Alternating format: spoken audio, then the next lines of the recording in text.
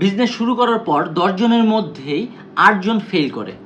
8 জন কেন ফেল করে এটা যদি আমরা পোস্টমর্টম বা ময়নাতদন্ত করি, দেখা যাবে 8 জনই জানে না যে বিজনেস একটি লার্নিং স্কিল, এটা শিখতে হয়, এটা এমনি এমনি আসে না।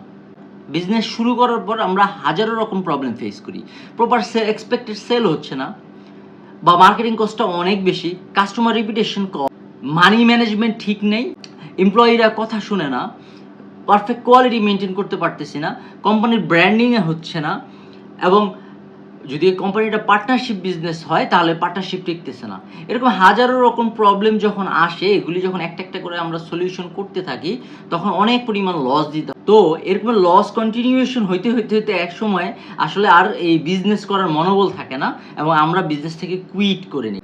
কিন্তু আমরা যদি একটা প্রপার বিজনেস প্ল্যানিং করে যদি বিজনেসে নামতাম, তাহলে এই যে প্রবলেমগুলো হয় এগুলি কম আসতো এবং প্রবলেমগুলো বড় হয়ে আসতো না, এবং ক্ষতিটা পরিমাণটা অনেক কম হইতো।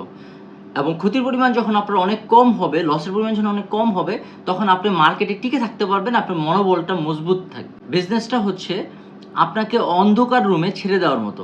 আপনি যদি সুইচের পজিশনটা জানেন এবং কোথায় ক্লিক করলে ঘরটি আলোকিত হবে এটা যদি আপনার জানা থাকে, তখন আপনি আপনার ঘরটাকে আলোকিত করতে খুব একটা সময় লাগবে না, আপনি সহজেই সমাধান করতে পারবেন।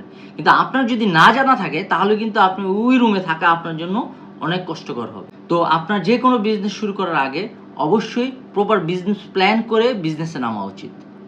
তাহলে আপনার লসের পরিমাণটা অনেক কম হবে, সাকসেস হওয়ার সম্ভাবনাও অনেক বেশি হবে।